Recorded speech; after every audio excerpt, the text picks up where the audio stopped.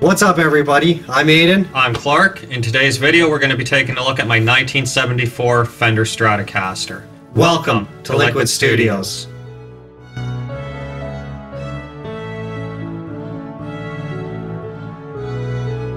I'll start the video off just by talking about the story of when I first purchased the guitar. I've owned it now for about 13 years. I originally bought it from a local music shop called Ed's Music.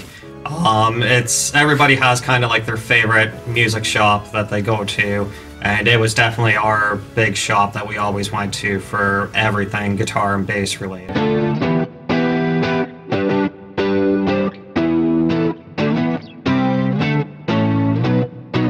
It was just a smaller local shop. He had been here at Peterborough though for forever. Don, who ran the shop, he bought it from the original owner like way back in the 80s at some point, but he worked there for years prior. Yeah, it was an awesome little shop, and that's where we got all of our stuff from. We were always in there checking things out, and yeah, when he finally closed. That's when I actually bought the Stratocaster. It was the last guitar that he had left in the shop.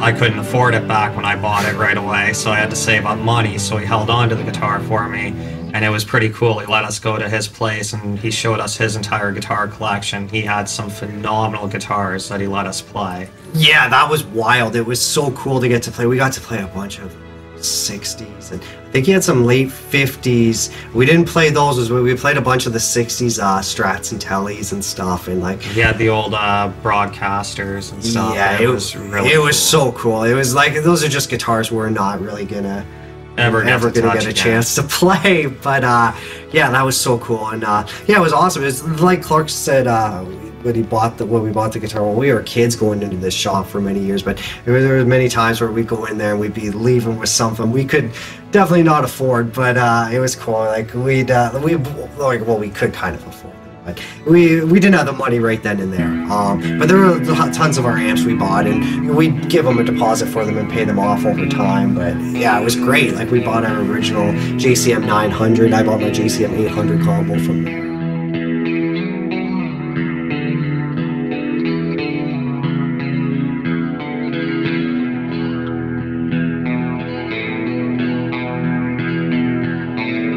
Tried to take really good care of it over the years and keep everything as original as possible. That's one thing, yeah, you'll notice in some of the pictures and when Clark's playing it here, like the guitar is in great shape for considering how old it is. That's the original paint job on it. The pickups are the original. Tone knobs, 2 of them are original, 1 of them have been replaced. The toggle switch have been switched from a 3-way to a 5. From a 5-way. But the frets are all original, neck's all original, everything's still plays great on the guitar. About 9 years ago, I had to have the pickups rewound by the pickup wizard. But yeah, it was a cool guitar, and for us, like, it's again, like, this is just not a type of guitar we would normally be able to afford or have. But yeah, it's an awesome guitar. So much vibe and mojo to it. We'll check out some sound samples here of the guitar, and then we'll come back and talk a little bit about it.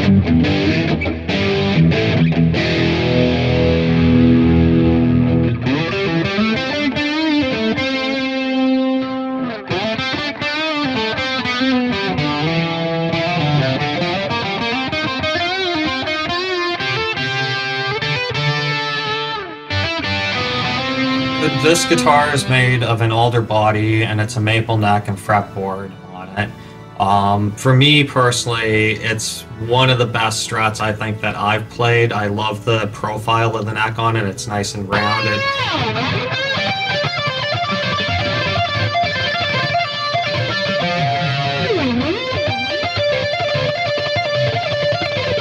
It's not as big as a Les Paul neck, obviously, but it feels close to that, and I think that's one of the reasons why I really enjoy playing it.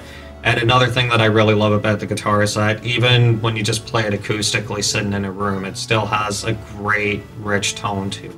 Yeah, it really resonates nice and rings out nice. As Clark kind of said about the neck, that's definitely the way it strikes me too, is like the neck doesn't feel like what the vintage Fender necks feel like, because a lot of the vintage specs are based off of the 60 specs, which are like the slimmer necks, whereas this is a bit more of a chunkier neck, and the frets in it are medium jumbos, so it does kind of, it feels like a Strat, but like Clark said, if you're a Les Paul type of guy, you're probably going to feel a little bit more at home on this neck than like a 60s profile Fender neck, which is like what I have on my my custom Stratocaster.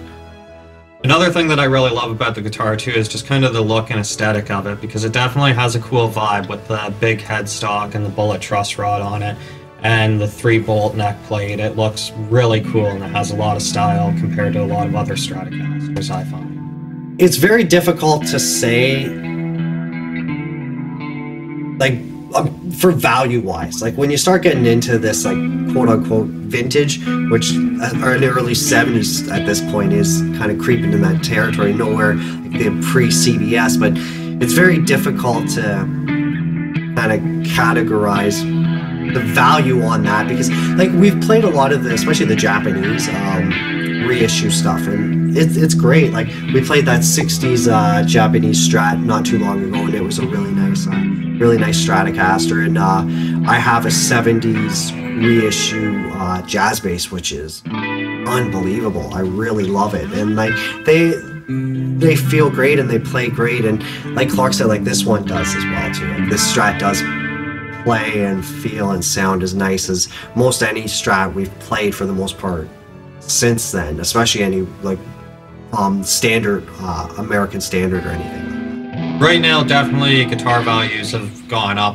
quite a bit. Even on these guys, they've gone up significantly since the time that I bought it. But it's all in the, like Aiden said, it's all kind of in who's looking to purchase the guitar as well, because it only holds that value to certain people. Like, to the average person, they're still gonna look at it just kind of more as a Strat when it's the early 70s. It's not the same as like if you had something from the early 60s. But it's still, in my opinion, almost kind of worth it, because it's still a cool piece of rock history, and like there still are a lot of great players who played those early 70s Strats and they sound amazing, and I find this one has all that character and vibe to it that you can have. We really love the guitar, and it inspires you every time you pick it up and play it. Having said that though, it's kind of just where we're going right now with our sound and what we're looking to do. It definitely is not like the guitar is great, but you do find like the single coils, especially on a vintage Strat, like they're going to be a little noisy. It's nothing crazy actually. There was less noise almost on this guitar than some other Mexican Fenders we've had, but it's just when you're getting into single coils, there's a bit of noise, and especially with vintage instruments, things can go wrong. Whereas like Clark's now playing mostly active pickups for the most part. All of our stuff is kind of set up in the Helix as virtual amps. It's just we're not really utilizing the vintage type of gear as much anymore as what we definitely were and excited about 5 years ago, and especially 10 years ago. Yeah, it's pretty much all we kind of chased after for the longest time in tones. But everything's come so far now that you can get that still with using a lot of modern techniques.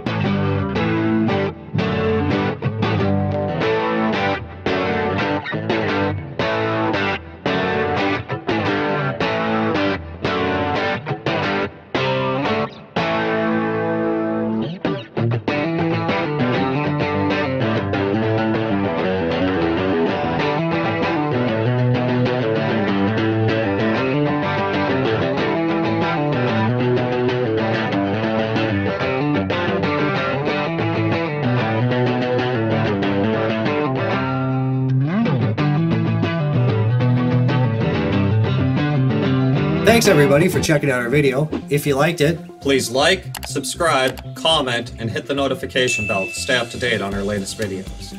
You can connect with us on social media, Instagram, Twitter, and Facebook. We also host a live stream every Monday and Thursday night at 7 p.m. Eastern Standard Time, right here on YouTube. All the songs we create are released on all the major distributors, Spotify, iTunes, Amazon, and YouTube Music.